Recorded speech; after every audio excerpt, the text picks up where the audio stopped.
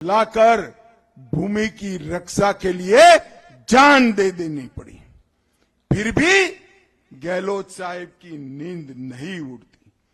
66,000 करोड़ का घोटाला, उदय सागर झील में 2,000 करोड़ का घोटाला, शिक्षा मंत्री के सामने ट्रांसफर में पैसा लेने का आरोप लगना, देश में कहीं नहीं हुआ।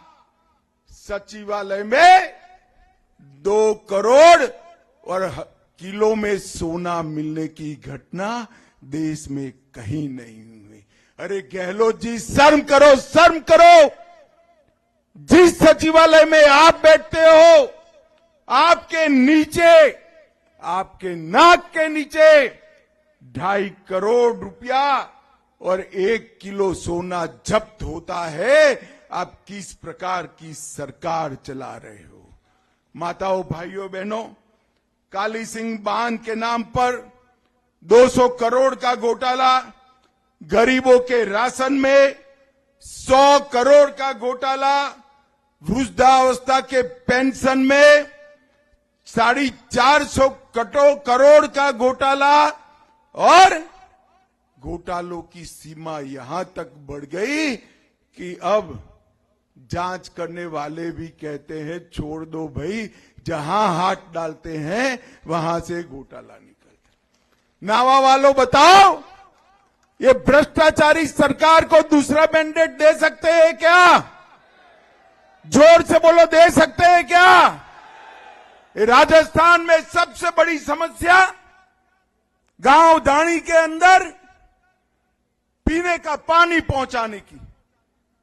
मोदी जी ने समग्र देश के लिए योजना बनाई कि हर गरीब के घर में, हर व्यक्ति के घर में नल से जल पहुंचाएंगे, परंतु यहां पर जल जीवन मिशन के नाम पर 20,000 करोड़ रुपया खा गए, लोगों के घर में पानी नहीं पहुंचने दिया। मैं आज आपको गारंटी देकर जाता हूं, कमल फूल की सरकार बना दीजिए। ये डबल इंजन सरकार 2.5 साल के अंदर राजस्थान के हर घर में नल से जल पहुंचाने का काम करेगी। माताओं, भाइयों, बहनों, अशोक गहलोत जी को कांग्रेस के उनके प्रशंसक जादूगर कहते हैं। जादूगर तो है ही भाई, कुछ तो है। कोई मुख्यमंत्री ऐसे जादू नहीं कर सकता। देखिए साहब, इन्होंने जादू कर कर राजस्थान में बिजली घूल कर दी, पूरे देश भर में बिजली मोदी जी ने घर घर पहुंचाई। यहां सबसे ज्यादा कटौती राजस्थान में होती है।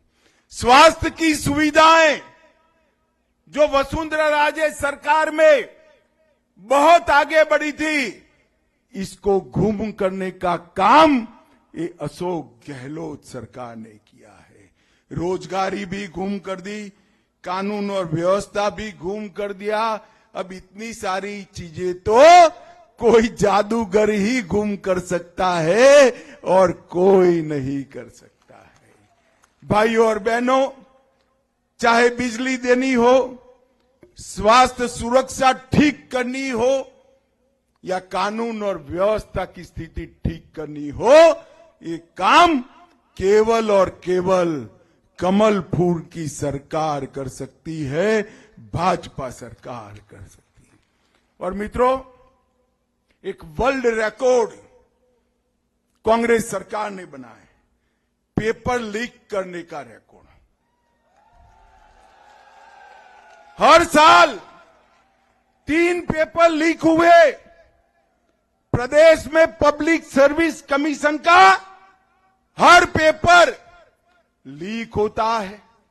4 साल में 14 से ज्यादा पेपर लीक हुए। लाखों युवाओं के भविष्य पर प्रश्न चिन्ह लगाने का काम किया है। कांस्टेबल भर्ती का पेपर लीक, हाईकोर्ट एलडीसी की भर्ती का पेपर लीक, एसआई भर्ती का पेपर लीक, चिकित्सा अधिकारियों का पेपर लीक, सीएचओ का पेपर लीक, लाइब्रेरियन भर्ती का paper leak, JEN civil degree का पेपर लीक, वन रक्षक भर्ती का पेपर लीक, बिजली विभाग के तकनीकी हेल्पर का पेपर लीक और द्वितीय श्रेणी के शिक्षक की भर्ती का पेपर भी लीक किया। और गहलोत साहब कुछ नहीं बोलते।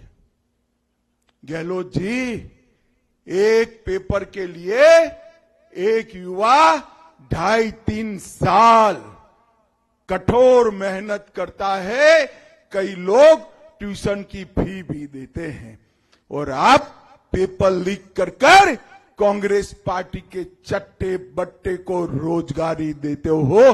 शर्म आनी चाहिए गहलोत जी, आपको शर्म आनी चाहिए। मैं आपको बताना चाहता हूं, आप कमल फूल की सरकार लगा दीजिए, आने वाले दिनों में हम ऐसी व्यवस्था करेंगे कि राजस्थान में एक भी पेपर लीक नहीं होगा। ऐसी व्यवस्था भारतीय जनता पार्टी करेगी। मित्रों, तुष्टीकरण की राजनीति गहलोत जी ने सारी सीमाएं लांघ दी है। 19 में टोंक में हिंसा हुई, 20 में डिंगरपुर में, 21 में बारा में, 21 में झालावाड़ में, 22 में करौली में, 22 में जोधपुर में, छाबड़ा, भीलवाड़ा, करौली, जोधपुर, चित्तौड़गढ़, नौहर, मेवात, मालपुरा और जयपुर, इस सभी जगह कौमी दंगे हुए हैं। और उदयपुर में दिन दहाड़े कन्हैयालाल तेली का सर काटकर इन लोगों ने हत्या कर दी। मैं पूछना चाहता हूं, गहलोत जी आप क्या कर रहे हो? कन्हैयालाल तेली का सर काट दिया, आपने क्या किया? रामनवमी और महावीर जयंती पर प्रतिबंध लगा दिया। अब सर काटने वाले को तो ये कुछ नहीं करते। महावीर रैली, महावीर जयंती और रामनवमी पर प्रतिबंध लगा दिया, और दूसरी ओर कोटा में पीएफआई वाले धड़ल्ले से रैली निकाल रहे हैं। भगवान भला करे मोदी साहब का, इन्होंने निर्णय कर ये पीएफआई को बैन लगाकर जेल में डाल